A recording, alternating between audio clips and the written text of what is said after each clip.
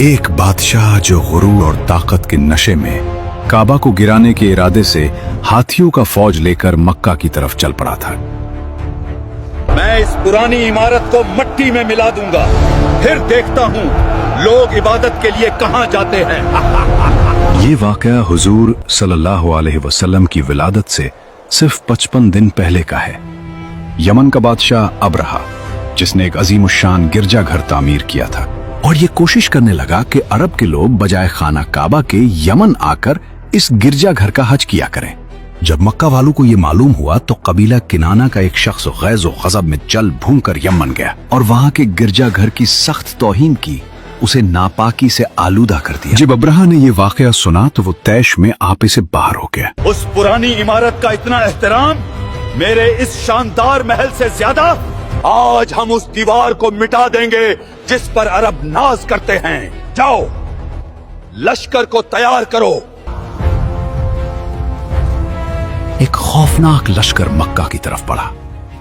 हर कदम के साथ जमीन कांप रही थी और खाना काबा को ढाने के लिए हाथियों की फौज लेकर मक्का पर हमला कर दिया। बचाओ, हमें बचाओ, इस कहर से बचाओ।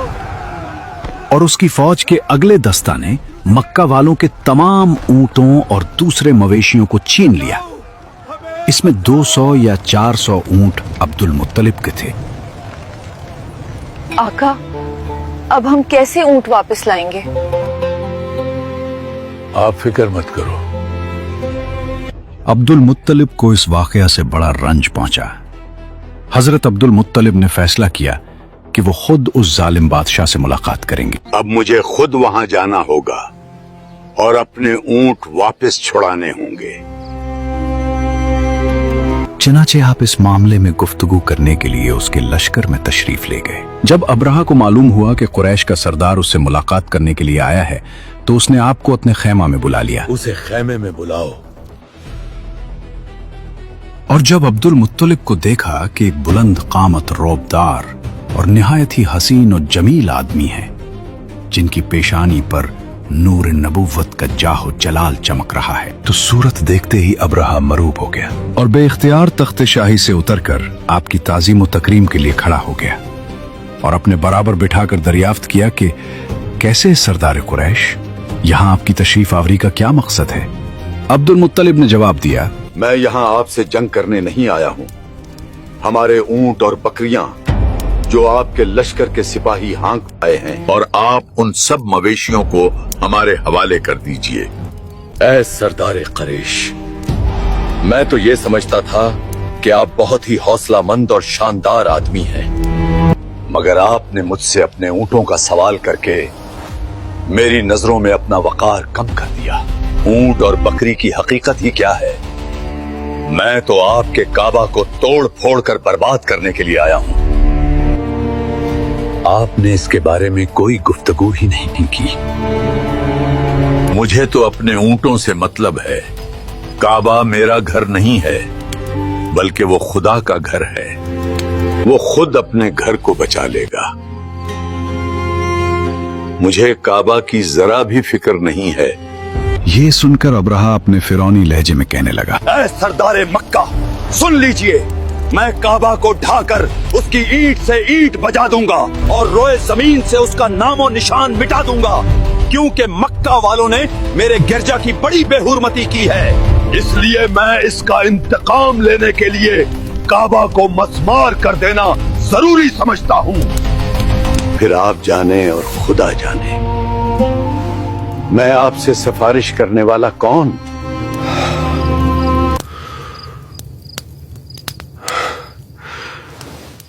इस गुफ्तगू के बाद अबरहा ने तमाम जानवरों को वापस कर देने का हुक्म दिया और अब्दुल मुत्तलिब तमाम ऊंटों और बकरियों को साथ लेकर अपने घर चले आए और मक्का वालों से फरमाया, मक्का वालों, अपने अपने माल मवेशी लो और फौरन शहर खाली कर दो।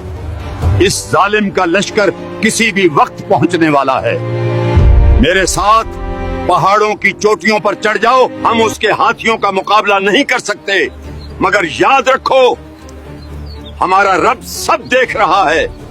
मक्का, जो हर वक्त रौनकों से भरा रहता था, आज वहां एक अजीब सा सन्नाटा छा गया था।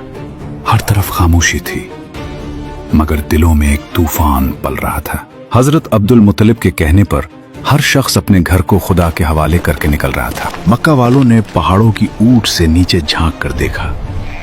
वहां उनका शहर खाली पड़ा था और सामने से मौत का एक लश्कर बढ़ता चला आ रहा था। माओ ने अपने बच्चों के मुंह पर हाथ रख दिए ताकि उनके रोने की आवाज दुश्मन तक न पहुंचे। बेटा, खामोश रहो, हम बेबस हैं, मगर वो ऊपर वाला सब देख रहा है।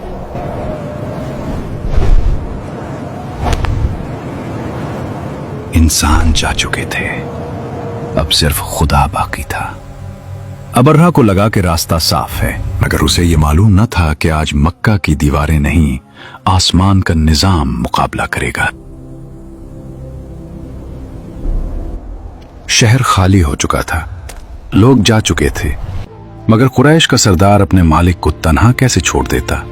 वो जा रहा था उस दर की तरफ जहां से कभी कोई खाली नहीं लूटा। अब्दुल मुत्तलिब फिर खुद अपने खानदान के चंद आदमियों को साथ लेकर खाना काबा में गए और दरवाजे का हल्का पकड़कर इंतहाई बेकरारी और गिरिए गुजारी के साथ दरबार बारी में इस तरह दुआ मांगने लगे कि ऐ अल्लाह, बेशक हर शख्स अपने अपने घर की हिफाजत करता है, लिहाजा तू अभी अपने घर की हिफाजत फरमा। अब्दुल मुत्तलिब ने ये दुआ मांगी और अपने खानदान वालों को साथ लेकर पहाड़ की चोटी पर चढ़ गए और खुदा की कुदरत का जलवा देखने लगे। अबरहा जब सुबह को काबा ढाने के लिए अपने लश्कर जर्रार और हाथियों की कतार के साथ आगे बढ़ा। सुबह का सूरज अभी पूरी तरह निकला भी न था कि अबरहा का गुरूर जमीन पोस होने लगा। मकाम मुगम्मस पर पहुंचते ही वो हाथी जिस पर उसे नाज था, खुदा के हुक्म से मिट्टी पर बैठ गया। उठ महमूद, आगे बढ़। ये क्या बदकलामी है? इस जानवर को लोहे की सिलाखों से मारो। हर बार उसे मारा गया, हर बार ललकारा गया, मगर वो बेजबान जानवर अपने खालिक की हद पहचान गया था। जब उसे यमन की तरफ मोड़ा जाता तो वो दौड़ने लगता, मगर जैसे ही रुख मक्का की तरफ होता वो फिर बैठ जाता और फिर आसमान का रंग बदलने लगा। समंदर की जानिब से नन्हे नन्हे परिंदों के झंड नमूदार हुए। उनकी चोंचों और पंजों में 3-3 नन्ही कंकरियां थीं, जो देखने में मामूली थीं, मगर उन पर कहरे इलाही की मोहर लगी थी। समंदर की जानिब से हरम काबा की तरफ आने लगे। अबाबीलों के इन दिल बादल लश्करों ने अबरहा की फौजों पर इस जोर शोर से संगबारी शुरू कर दी कि आन की आन में अबरहा के लश्कर और उसके हाथियों के पर खच्चे उड़ गए। अबाबीलों की संगबाजी खुदावंदे क़हार और जब्बार के कहर और गजब की ऐसी मार थी कि जब कोई कंकरी किसी फील सवार के सर पर पड़ती थी तो वो उस आदमी के बदन को छींटती हुई हाथी के बदन से पार हो जाती थी। ये क्या हो रहा है? मेरे हाथ पिघल रहे हैं, भागो, खुदा का अज़ाब आ गया। अबरहा की फौज का एक आदमी भी जिंदा नहीं बचा और सबके सब अबरहा और उसके हाथियों समेत इस तरह हलाक और बर्बाद हो गए कि उनके जिस्मों की बोटियां टुकड़े टुकड़े होकर जमीन पर बिखर गईं। चुनांचे कुरान मजीद में अल्लाह ताला ने इस वाकया का जिक्र करते हुए फरमाया कि अलम तरा कैफ फ़अल रब्बुका बिअस्हाबिल फील अलम यजअल कैदहुम फी तदलील व अरसल अलैहिम तैरन अबाबील तरमीहिम बिहिजारतिन मिन सिज्जील फजअलहुम कअस्फिन मअकूल। यानी, ए महबूब, क्या तुमने नहीं देखा कि तुम्हारे रब ने हाथी वालों के साथ क्या किया? क्या उसने उनकी चाल को नाकाम नहीं बना दिया और उन पर झंड के झंड परिंदे भेजे जो उन पर पक्की हुई मिट्टी के कंकर फेंक रहे थे? बस अल्लाह ने उन्हें चबाए हुए भूसे की तरह कर दिया। जुल्म का सूरज डूब चुका था और तकब्बुर मिट्टी में मिल गया था। वो घर जिसे दुनिया तन्हा समझ रही थी, आज उसके मालिक ने उसे कयामत तक के लिए सरबुलंद कर दिया था। अब वक्त था पहाड़ों से नीचे उतरने का, खुदा की कुदरत का निशान अपनी आंखों से देखने का। सरदार कुरैश जब नीचे तशरीफ लाए तो उनकी आंखों में आंसू थे और दिल में शुक्र का एक समंदर मोजजिन था। उन्होंने काबा की दीवारों को चूमा और अपने रब के हुजूर सजदा रेज़ हो गए। ये करामत हजरत अब्दुल मुत्तलिब को सिर्फ कुरैश का सरदार ही नहीं बल्कि पूरे अरब का मुस्तजाबुद्दावात, जिनकी दुआ कबूल होती हो, बुजुर्ग बना गई। लोग दूर दूर से उनके दीदार के लिए आने लगे। हर शख्स जान गया था कि ये वो अजीम हस्ती है जिस पर आसमान की खास नजर करम है। अब्राहा का लश्कर मिट्टी में मिल चुका था। अरब के रेगिस्तान में अब एक अजीब सी खामोशी छा गई थी, मगर यह खामोशी किसी तूफान की नहीं थी, बल्कि उस सहर के इंतजार की थी जो कयामत तक के लिए इंसानियत की तकदीर बदलने वाली थी। इस नूर की अमानत हजरत अब्दुल्ला रजी अल्लाह अन्हु के पास थी। वो अब्दुल्ला जो कुरैश के सबसे लाडले और हसीन नौजवान थे, चूंकि उनकी पेशानी में नूरे मोहम्मदी अपनी पूरी शान और शौकत के साथ जलवागर था। कबीला कुरैश की तमाम हुसैन औरतें उनके हुस्न जमाल पर फरीफ्ता और उनसे शादी की खास्तगार थीं, मगर अब्दुल मुत्तलिब उनके लिए एक ऐसी औरत की तलाश में थे जो हुस्न जमाल के साथ साथ हस्ब व नसब की शराफत और इफ्फत व पारसाई में भी मुमताज हो। अजीब इत्तेफाक के एक दिन अब्दुल्ला शिकार के लिए जंगल में तशरीफ ले गए। मुल्क शाम के यहूदी चंद अलामतों से पहचान गए थे कि नबी आखिरुज़्ज़मान के वालिद माजिद यही हैं। चुनांचे उन यहूदियों ने हजरत अब्दुल्ला को बारहा कत्ल कर डालने की कोशिश की। इस मर्तबा भी यहूदियों की एक बहुत बड़ी जमात तैयार होकर इस नीयत से जंगल में गई कि अब्दुल्ला को तन्हाई में धोखे से कत्ल कर दिया जाए, मगर अल्लाह ताला की हिफाजत ने इस मर्तबा भी अपने फजल करम से बचा लिया। आलम गैब से चंद ऐसे सवार नागहा नमूदार हुए जो इस दुनिया के लोगों से कोई मुशाबहत ही नहीं रखते थे।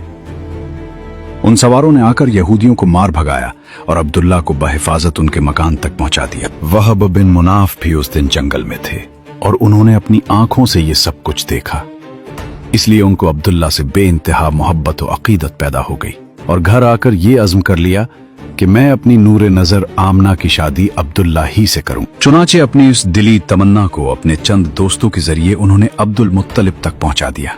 खुदा की शान कि अब्दुल मुत्तलिब अपने नूरे नजर अब्दुल्ला के लिए जैसी दुल्हन की तलाश में थे, वो सारी खूबियां हजरत आमना बिन्त वहब में मौजूद थीं। अब्दुल मुत्तलिब ने इस रिश्ते को खुशी खुशी मंजूर कर लिया। चुनाचे 24 साल की उम्र में हजरत अब्दुल्ला का हजरत बीबी आमना से निकाह हो गया और नूर मोहम्मद हजरत अब्दुल्ला से मुंतकिल होकर हजरत बीबी आमना के शिक में अथर में जलवागर हो गया। हमने नबी सल्लल्लाहु अलैहि वसल्लम की सीरत पर एक सिलसिला शुरू किया है। इसके अगले हिस्से में, एपिसोड नंबर 2 में, हम हजरत अब्दुल्ला रजी अल्लाह अन्हु और सैयदा आमना रजी अल्लाह अन्हा के निकाह के बाद हुजूर अलैहिस्सलाम की विलादत का पुरनूर वाकया बयान करेंगे। अगर आप अगला एपिसोड देखना चाहते हैं तो कमेंट में एपिसोड 2 जरूर लिखें।